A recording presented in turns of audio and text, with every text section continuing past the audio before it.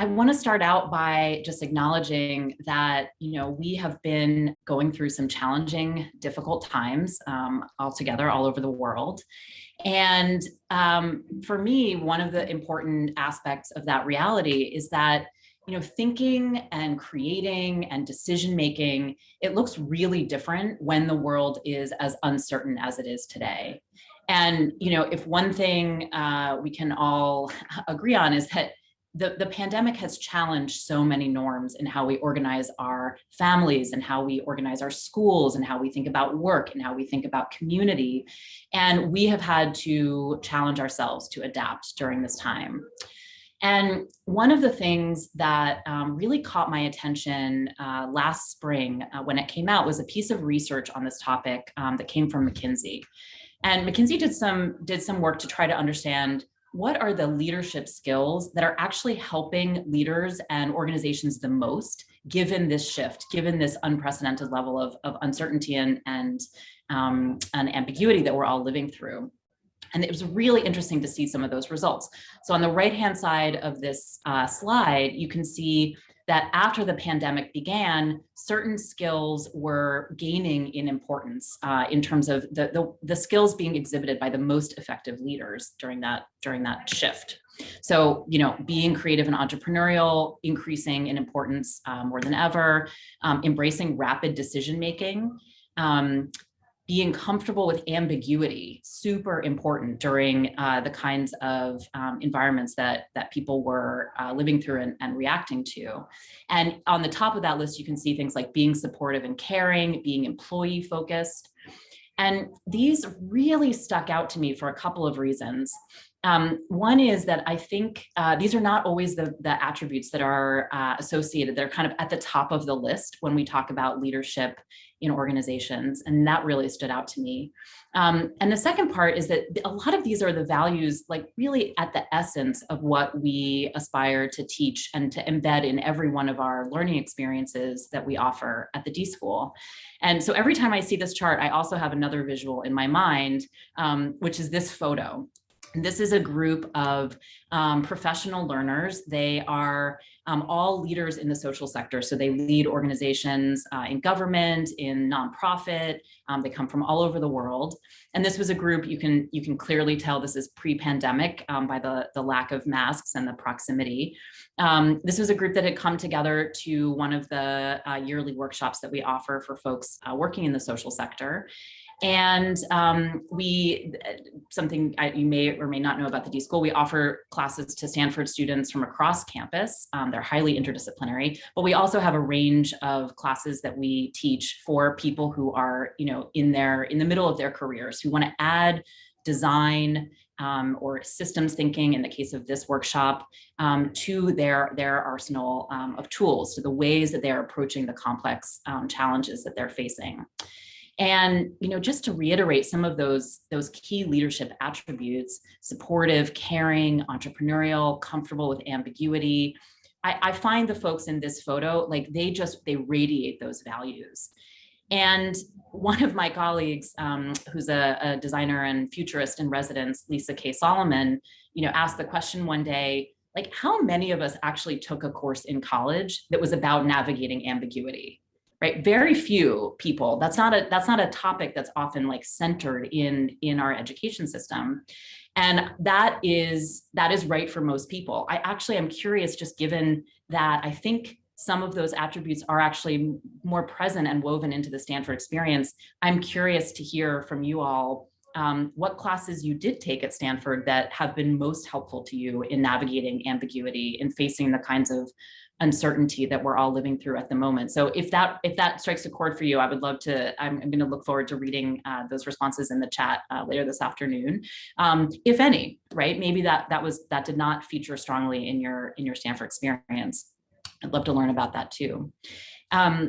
So in one of these workshops that I'm talking about, we had an incredible leader named LaJean Lincoln. And he really embodies, I think, what it looks like to start to learn design in part as a way to increase his comfort and his ability to navigate ambiguity when he is faced with it in the kinds of work that he does.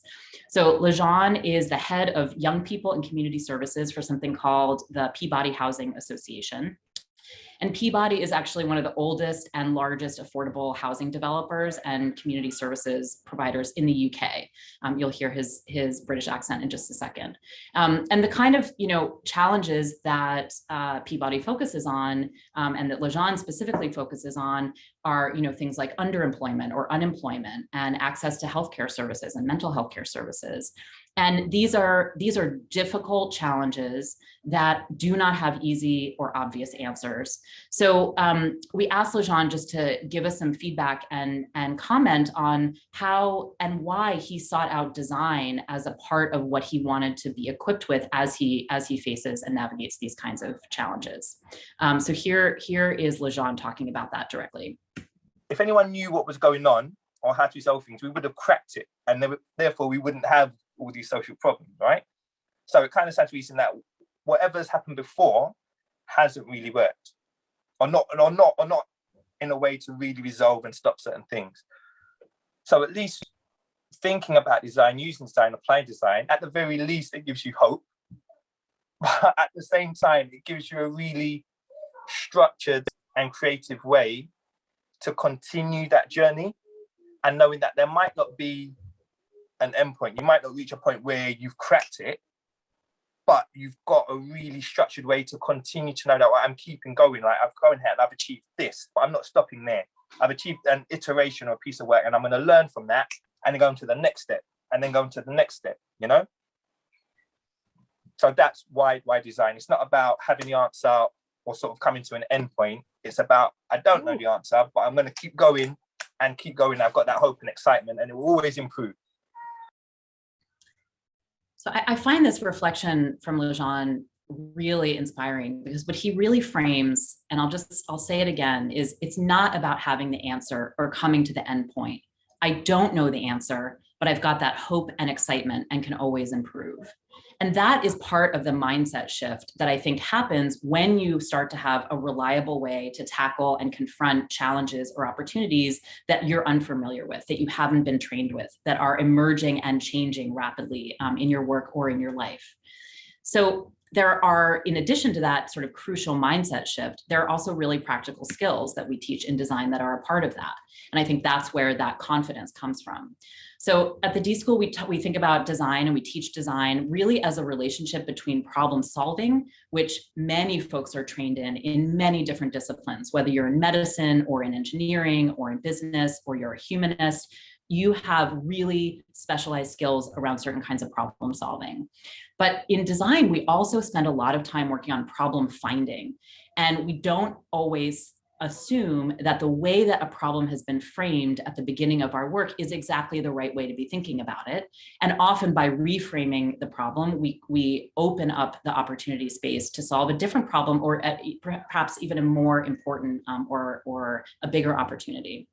So some of those practical skills, when you're in the problem finding modes, you're learning from people and contexts. You're synthesizing that information and connecting the dots and seeing patterns and threads that maybe no one else has spotted. And you're moving from those really concrete observations and empirical data about the world, and you're actually starting to come up with, but what is the problem that I'm going to frame and the problem that I'm going to address and solve?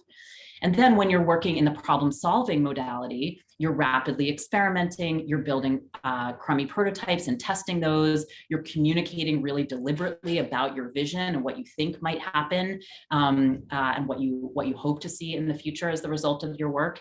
And you're using a lot of intentionality as you're building and crafting all of those elements.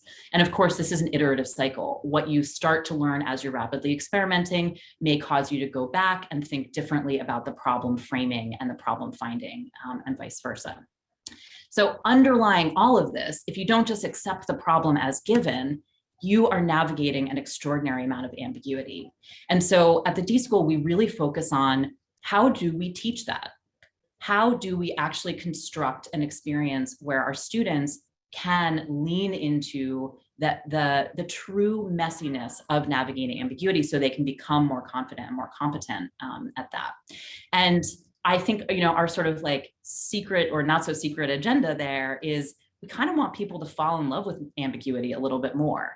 A lot of folks, including myself, we have a little bit of a tense relationship with ambiguity. Like ambiguity can really feel like, a dark forest that we're going through that we want to get through as quickly as possible.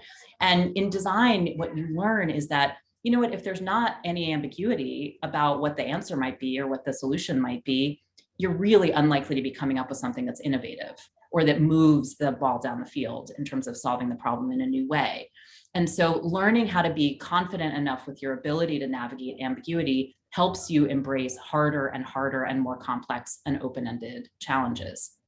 So I want to give you an even more rich example of a particular student project in which I think the team really navigated a tremendous ambiguity and came up with something quite extraordinary. So this is an example that I love to talk about. This is I wrote about it in the book that I'll share with you in just a second. And there's lots more detail in there, but I'll give you the quick version today.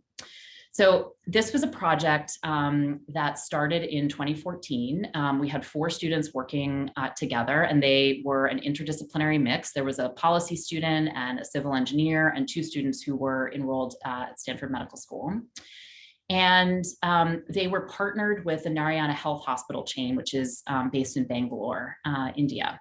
And Narayana's mission is really to deliver very high quality, but low cost health services at massive scale.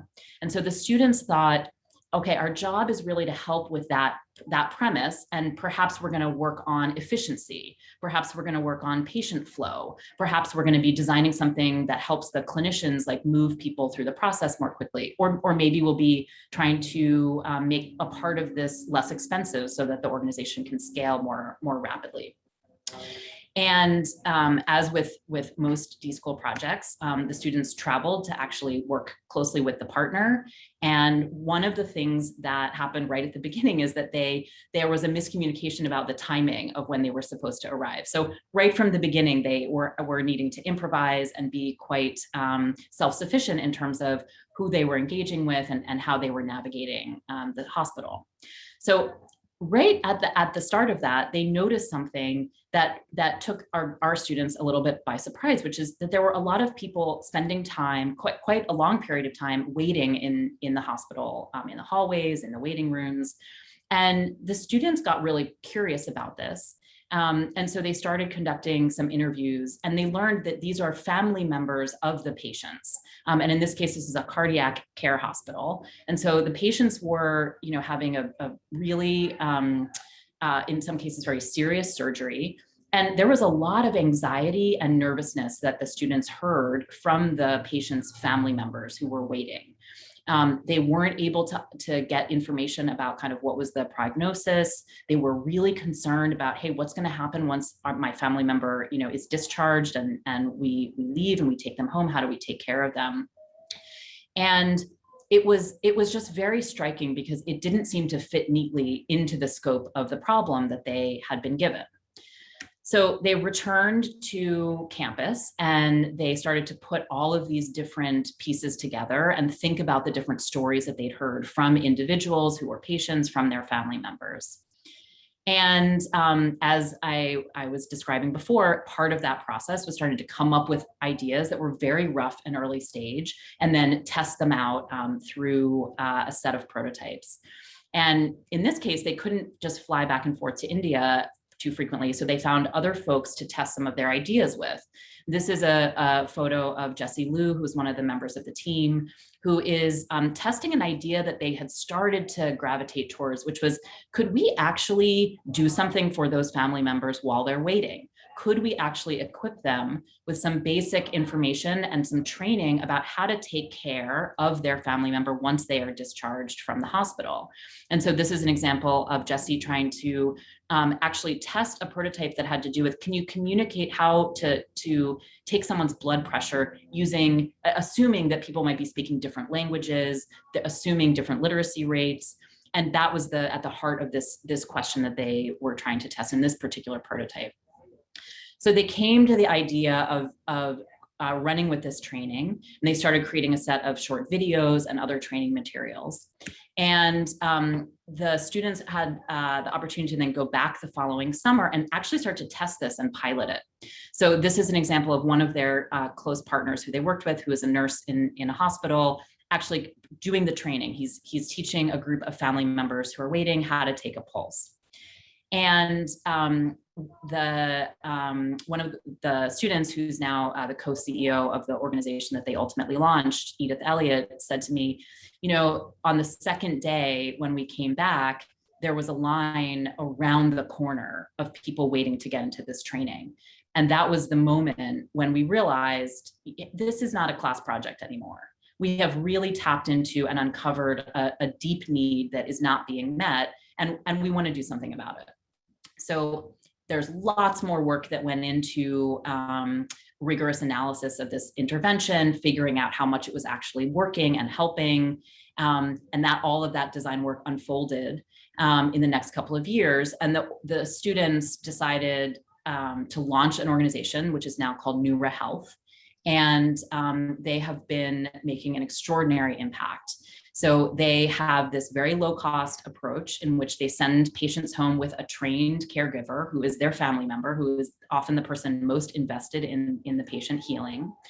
And they've trained over 1 million family members, working with hospital partners all over South Asia in both India and Bangladesh.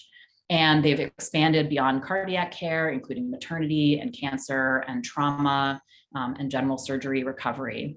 And they have done some really rigorous research to make sure that this intervention is having a true impact also on the medical picture. So in partnership with the Stanford Medical School, they've done some work to understand that actually this solution reduces the rate of hospital readmissions. It reduces the rate of preventable complications after surgery, and it dramatically lowers the anxiety of those patients' family members, which was the original spark that they were really called to try to address. And I also want to say that this group continues to show this incredible resilience and adaptation. And so in the past 12 or 18 months, during the multiple waves of COVID that has really hit this region extremely hard, they have been able to add to what they're doing because they have this incredible network and this incredible kind of frontline access both to patients and families, and also to their network of nurses and trainers. And so they have been training people directly in how to deal with living in isolation if you have a positive diagnosis, and how to take care of a family member who is sick with COVID. So I strongly encourage you to all check out the work that they're doing at neurahealth.org. They are just an incredible example of what we're hoping to do when we're teaching and when we're creating these opportunities for design at the D.school. So this is part of why I've spent the last few years writing a book that I hope will be a resource for anyone who is seeking to develop these same kinds of creative skills as a leader, as a maker, as a citizen, as a community member. And in this book, Creative Acts for Curious People, there are over 80 different assignments that are right out of what we teach at the D.school. Some of them you can do on your own. Some of them might take 20 minutes. Some of them you could choose to spend weeks on. There's a lot of variety. And I wanted to share just a little bit more about a few of them so you can really get a flavor for some of the content. So here are two of my favorites. These are both meant to help you tackle really concrete challenges. One of them is called Experts and Assumptions. And it is based on the challenge that so many of us face when we're trying to get smart about a new topic area that we're working on, or when conditions are changing really rapidly. And it's about navigating that fine line between seeking advice and expertise, but also not allowing yourself to become completely overwhelmed by kind of the conventional wisdom of how something has always been approached. So this one always makes me think directly of Lejeune, who we heard from earlier, right? That sense of like, I'm not approaching all of my work with the posture of, I know exactly what the answer is, I'm the expert, but you have a way to absorb some of that important contextual information.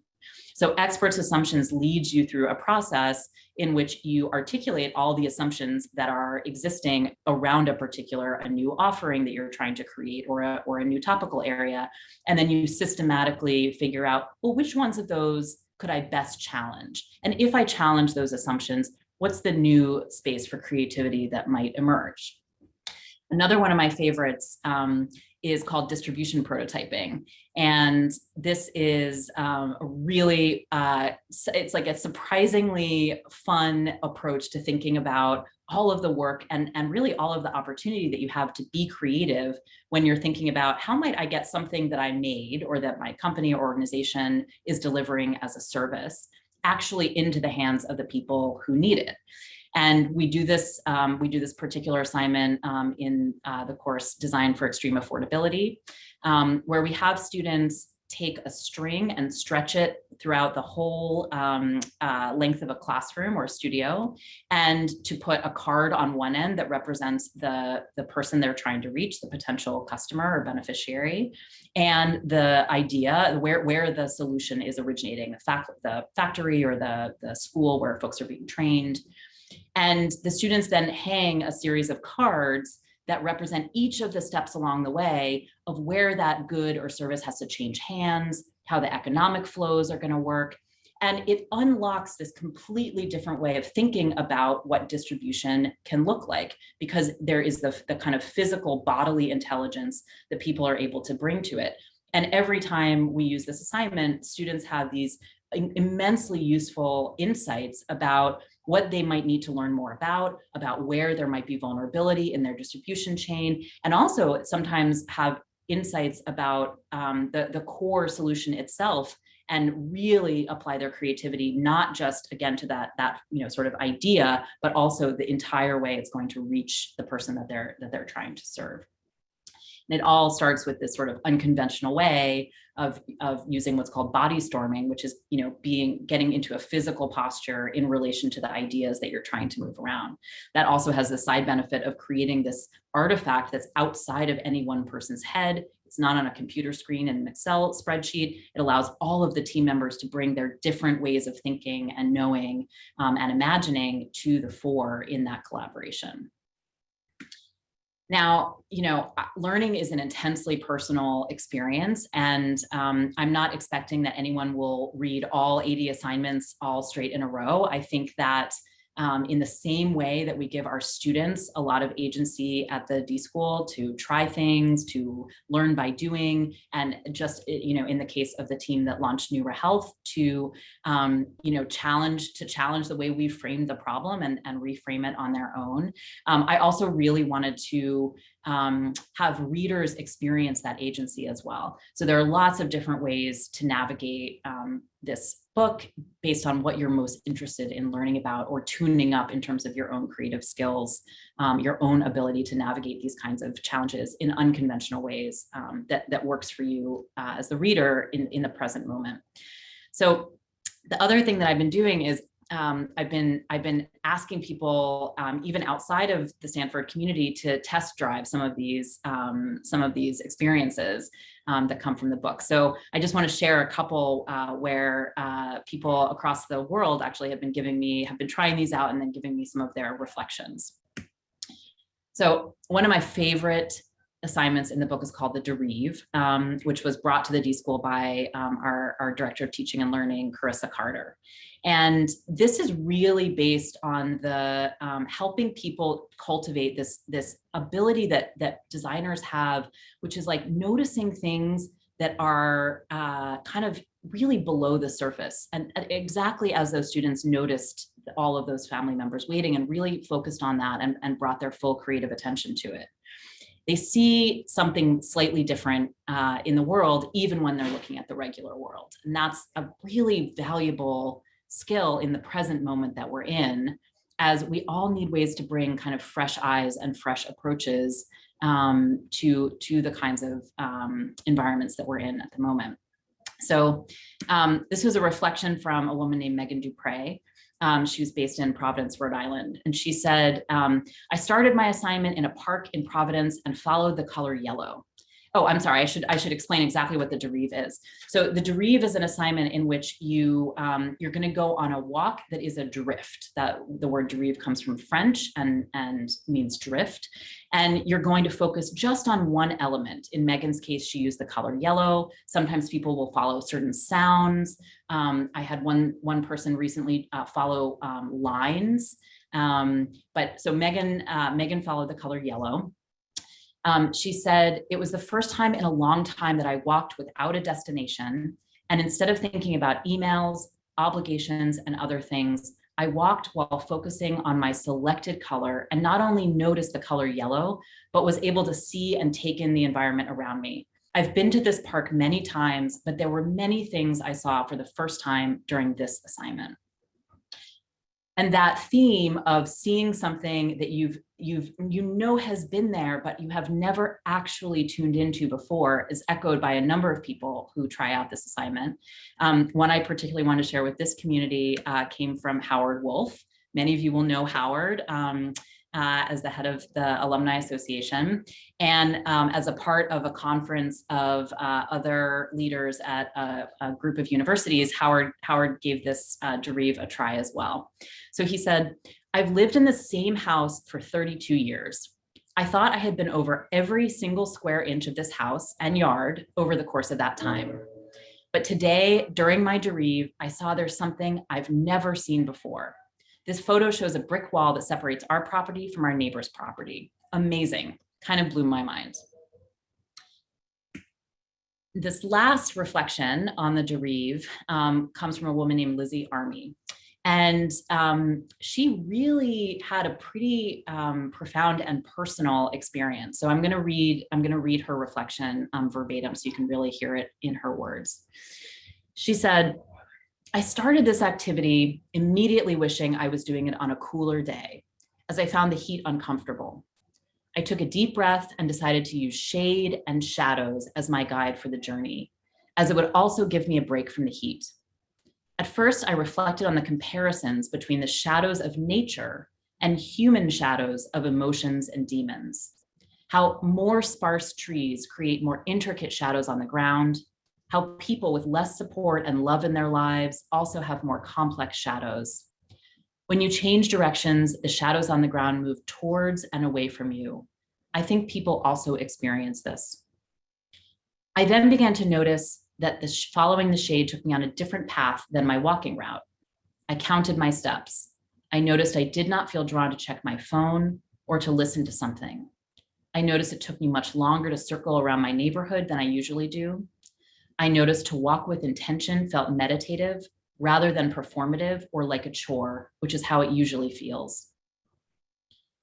So this reflection from Lizzie just struck me in such a profound way. You know, this assignment that is about training your attention and noticing in different ways really led her to think about this like deeply human set of issues around support and interaction and engagement with the world.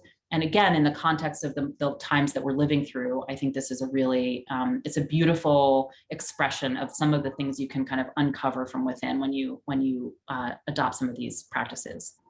I'm going to share one more assignment for just a few more minutes. And this assignment is developed by a instructor at the D.school named Glenn Fajardo. And Glenn actually is a specialist in teaching about creativity and innovation across cultures. So his classes are often in partnership with another university around the world. And the Stanford students might be working with a team of students in the Philippines or with a team of students in Thailand. And figuring out how you build relational trust, which is at the heart of so much creative collaboration across cultures, is really at the heart of a lot of the work that Glenn does. So Glenn has uncovered some of the recent research that says that actually having a relationship with someone who is from a different cultural background than yourself may actually spark your creativity and reinforce your ability to be innovative. And there's a catch, which is these relationships can't be superficial. there is a link between the depth of the relationship and the degree of creativity that you can derive from the cultural diversity and the vitality of that relationship. So in this assignment called the Wordless Conversation, Glenn has people spend a whole day just taking pictures of what's around them in the world, and then to take 20 minutes with a partner and send pictures back and forth on text or on WhatsApp and have a conversation through those pictures.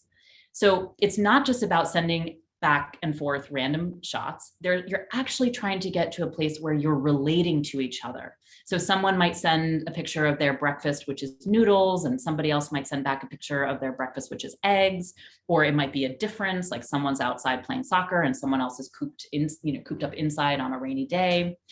And what you discover is that even without a shared language, you can actually start to develop that kind of deeper relationship with someone. And that is that foundational aspect of trust that is so critical when you're navigating these kinds of open-ended, messy challenges. You need to have that degree of trust with all of your teammates and whoever you're collaborating with. So I shared this assignment with a guy named Greg Butler, and Greg is based in New York, and he did this assignment with a friend of his, and he said a couple of really interesting things. He said, the conversation was really entertaining, and that in all honesty, he hadn't expected to fully understand what was going on in the scope of the images, but they really got into a rhythm. He realized that his friend's choice of images were mostly selfies, and his were primarily of his surroundings and environment. And he had this sort of realization of like how different people kind of see the world and their place in the world and capture that. And then lastly, he said that he felt his emotions were influenced more by her content than he expected. That when she was showing a photo that showed frustration, that he would become a bit more anxious, and vice versa.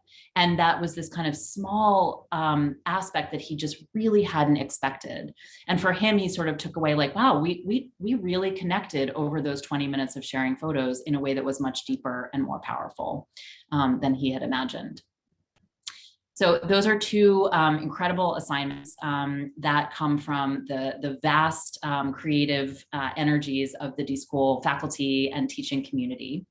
And I want to say actually that we're in the midst of launching a whole series of books from the d.school. So we have 4 more really exciting titles that are coming in the spring.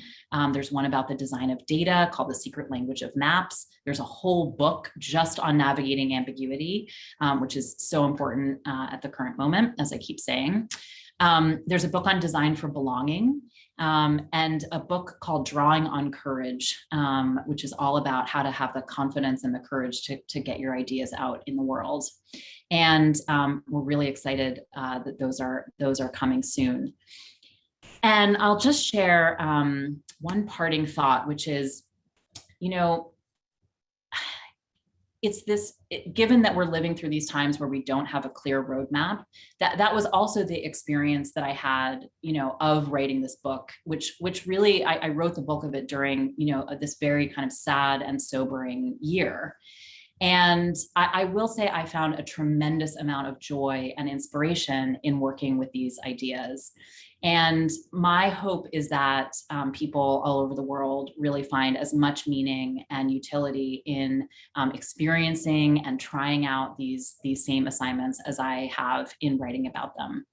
So with that, we have a lot of time for questions and discussion, and I'm really excited to hear your reactions and get into it. So thank you so much. I'm gonna stop sharing so we can look at each other more carefully. Thank you, Sarah, very much. That was such a wonderful talk, and we appreciate the preview of your book. So let's get some questions. And we have a first question from Gerard. How do you teach the balance between problem finding and problem solving? And he says, it seems like it's easy to get stuck on a problem solving traditional engineering approach or problem finding, confusion and disaster. This is a wonderful question. I think this is related to a question that we often get, which is like, how do you know you're finished, right? How do you know that you've got a thing that's kind of ready to get out the door? I think that the balance often comes, you're onto something when you are testing your work with others and you're seeing a resonance and you're seeing often an idea that seems like it was so obvious, but no one else had spotted it. That's how you often know that you're onto a good idea. And the problem framing and the problem solving are things you can both test around to get that kind of feedback and understand whether or not you're going in a compelling direction. So one of the assignments in the book is actually about how do you categorize all the feedback that you're getting when you're testing your concepts, and thinking about what am I learning from this test that's actually about the frame of the idea, and separately, what am I learning that's about the concept? And sometimes what you learn is you are, you're right on target in terms of like people think the frame of the problem is really solid, but they're not in love with the solution that you've got, or vice versa, that like people are kind of supportive of the concept, but the need isn't really resonating or landing. And so really, just as we do in many parts of design, it's about externalizing your work. It's about getting other people's feedback. And that's how you start to know that you've got that right balance.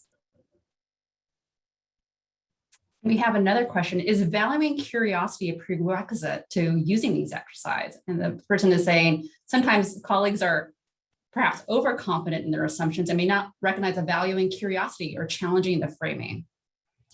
Oh, what a wonderful question. I felt that curiosity was the right idea for the title of this book for exactly the reason that this, where this question I think is coming from, which is, I feel like we need to be talking more about curiosity, right? Curiosity is that fundamental sort of interest and intrigue that allows you to be open to learning something new. So I want to get out there and have all of us be talking a lot more about the role that curiosity plays. And I think that there is sometimes, a mismatch across teams or in organizations around sort of different levels of curiosity. That's why in some ways, like a lot of the experiences, both at the D.school and hopefully what I've managed to capture in the book, they have an aspect of delight and joy. And they just speak to that deep kind of human baseline around experiencing what can happen when you learn something new and just come alive a little bit. Great. And I have a question. I'd love to hear more tips on best practices for using these stories about how teams have put the learnings from the exercises into use. Sure. So I had somebody who is a really experienced designer and a mentor of mine who wrote me just the other day to say she tried out the Wordless Conversation with her team, which is a large team of designers at WeWork, and it was like super helpful in terms of opening new relationships for a team that's been through a lot of challenges, as have we all, in the last 18 months. I will say, as I was curating and figuring out like what assignments from the past 15 years at the D.school could we put in this book, I really asked all of the folks in the D.school community to offer the ones that had been their absolute favorite, the ones where they saw the most profound change in a particular student team or professional team. And so the various assignments that are included in this collection are exactly that. They're really highly impactful. I'll give another example of one that I think is quite disarming in that it asks people to, it's called instant replay, and it asks teams to actually record themselves having a meeting and then together diagnose, hey, how well are we collaborating? And most people don't like to see themselves on video, but if you can get a team to sort of say, okay, we're not using this to evaluate, we're not showing this to anyone else, it's completely internal to the team. Hey, everybody else is seeing me on video or from an external view all the time. Now I get to see how I show up in this team as well. That can unlock really powerful learnings and interactions because it surfaces those dynamics in a team that are often not discussed or not talked about. So someone who talks all the time, someone who doesn't talk nearly enough, there may be some consciousness there of why that's happening, and that having that awareness helps the team navigate around those personality differences, and really take take best advantage of the full team. So that's another example of like, it sounds a little weird. It's really practical. It's what great athletes do, right? Is record themselves and watch the game day tape over and over. And those are the kinds of examples where you just see a really valuable change in the team's effectiveness. We have another question. Listening is such a crucial part of this process. How can we get people to listen more in a culture where so many people want to talk and do what they want? What a wonderful question. I think for me, it does start with understanding where I, as an individual, am prone to listening, and also where I have my own biases and where I also might be making assumptions or just not noticing things that are different than my own perspective. And I think so some of the experience in the book, while they're framed around really training your attention and seeing things in new ways, I think they link right to that, very profound comment, which is like, we actually need ways in our culture and our society to start being more open to different ways of seeing and knowing and listening to each other. So I do think that some of the work that you do in design, by its very nature, if you're going to be human-centered and other-centered, you are actively working to challenge the assumptions that you have, the biases that you bring. You're trying to actually understand what needs exist in the world and how you can show up for them. And that starts to have an influence, I think, in how people listen to each other on a regular basis. How much would you say the community themselves, with whom the hospital team was already comfortable with ambiguity? In other words, to what extent was the project successful because of the participants' target community's own well-seasoned outlook? Do you think this particular project would work as a US project? That's a great question. And I think that the organization has done some experimentation in other regions, including in the US, about what could be a redesign of the role of family members. I think that, I would say like this solution was absolutely designed for the cultural context in which it was showing up, and the partnership of the clinicians and the leadership in this hospital and their pre-existing relationships with their patients and their communities was absolutely central in figuring out what is the nature of the solution that will absolutely work in this particular context. And I think that's, it's a critical part of design, right? You can't just kind of parachute solutions or ideas from one geography to another. And that's why that partnership model, that close collaboration with community members it's absolutely essential in any kind of design. How does design thinking apply to think tanks, or could it? I had a former student who went and worked at the Urban Institute, and he was I think he was a policy student while he was at Stanford. And, I think he was excited to try to figure out, could that work? I think there's an interesting role perhaps for the assignment I shared, experts' assumptions, because, a think tank is such a place where people have amassed incredible expertise, and perhaps having some of those conversations where you just have a structured way to challenge some of those assumptions could open up some new space. I think this is a great area where more exploration could be done, and I'd love to learn what people are doing and trying in that environment. Are there new ways of team collaboration through creative design thinking that is addressed in these exercises? Yes, as I said before, I really see the kind of trust and relational experience that is required for creative work as it's one of the core things that we need. And it's because when you are setting out on something that doesn't have a clear right answer, you're going to have to summon the courage to share a half-baked idea. You have to trust the other people that you're working with, and that is amplified, of course, if you're working across cultures and languages. So there is a whole section that's actually devoted to how you build that kind of trust and you spark those deeper relationships across teams.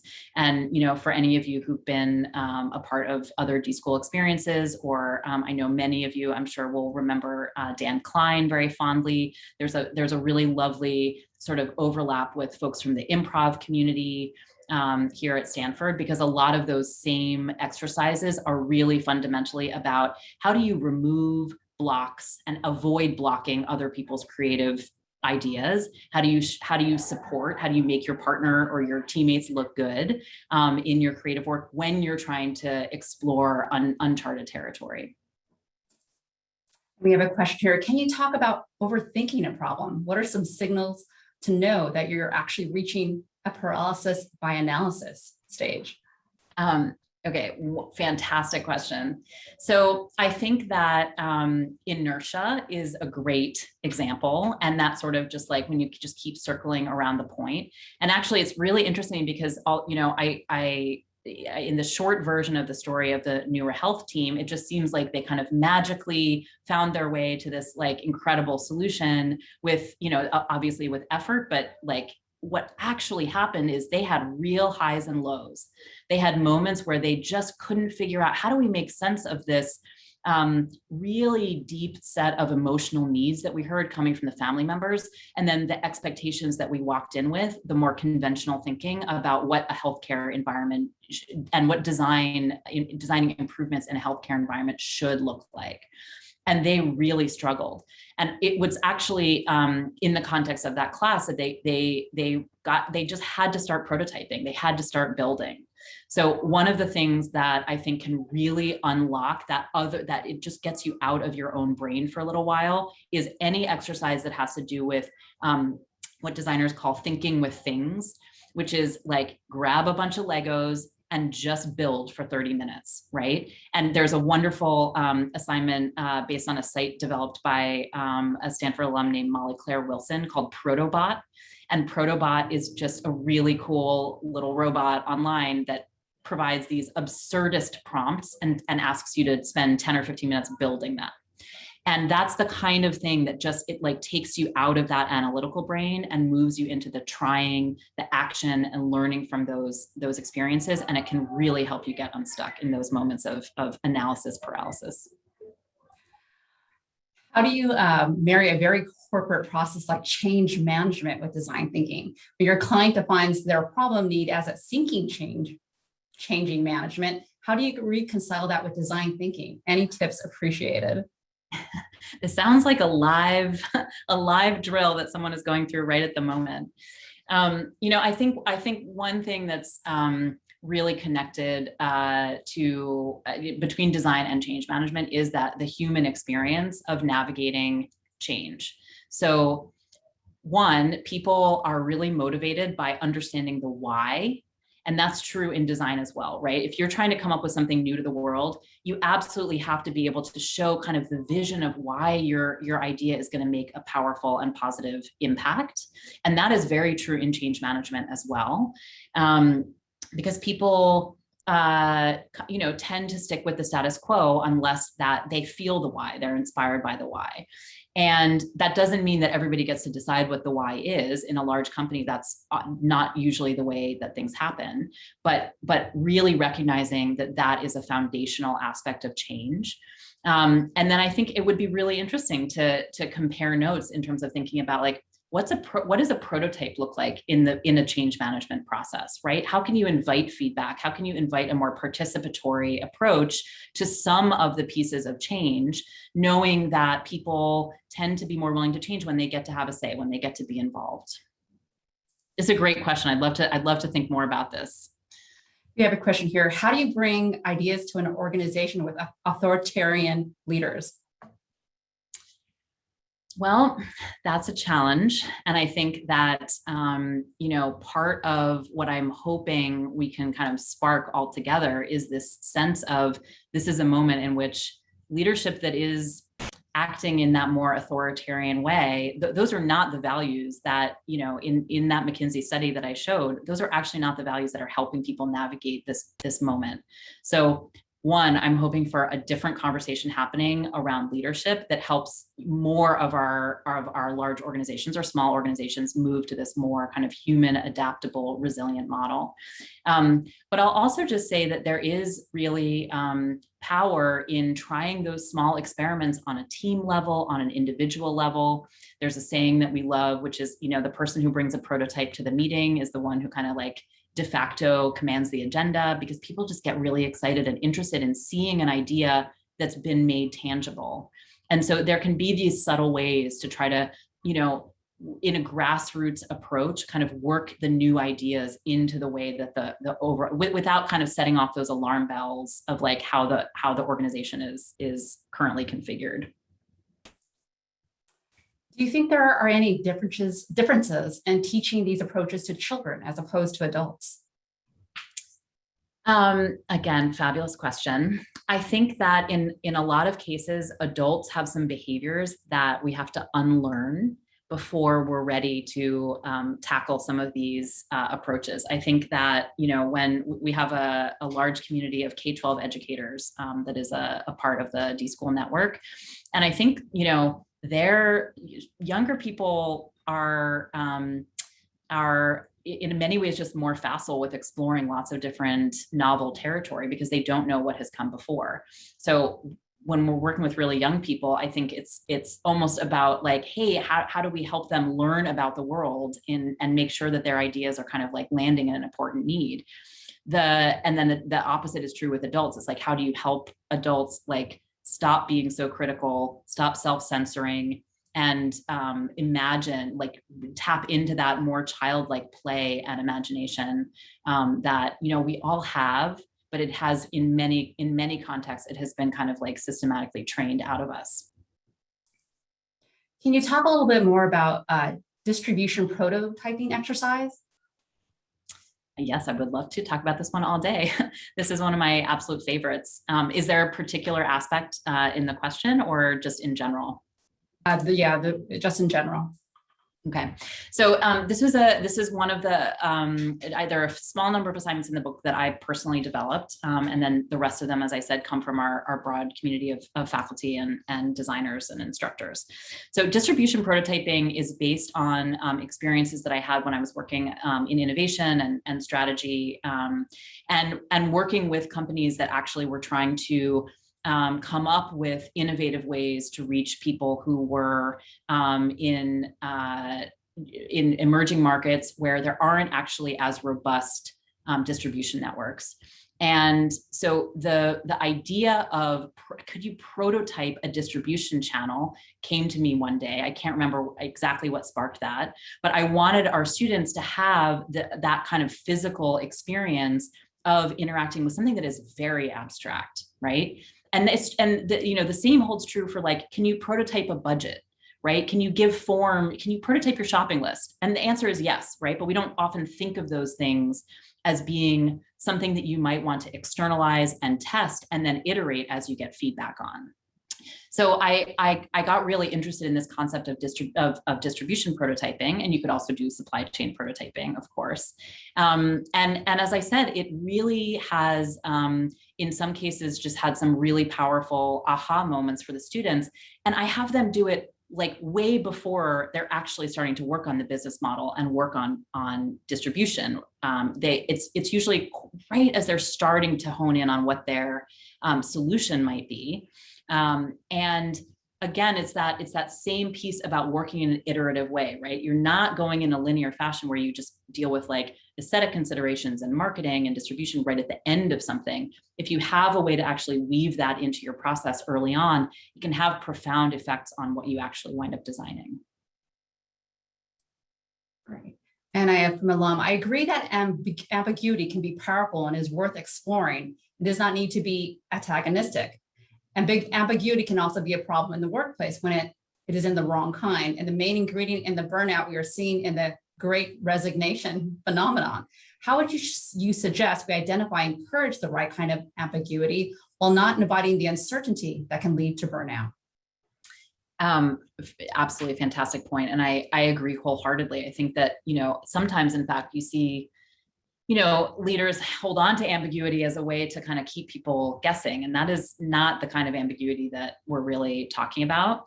I think that one way that this can be useful is that really investigating your own relationship with ambiguity can help people have some realizations about preferences around ambiguity that may differ in terms of your professional context and your personal life.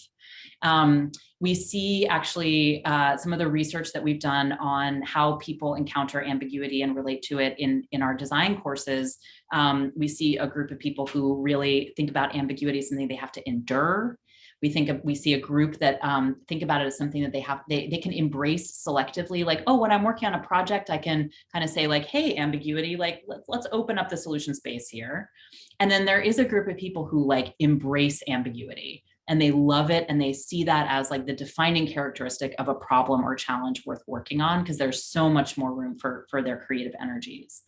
So what we found is that if you use some of the reflective tools that we've developed around ambiguity specifically, you can start to have conversations within your team or within your book club or within your company around people's different experiences with ambiguity.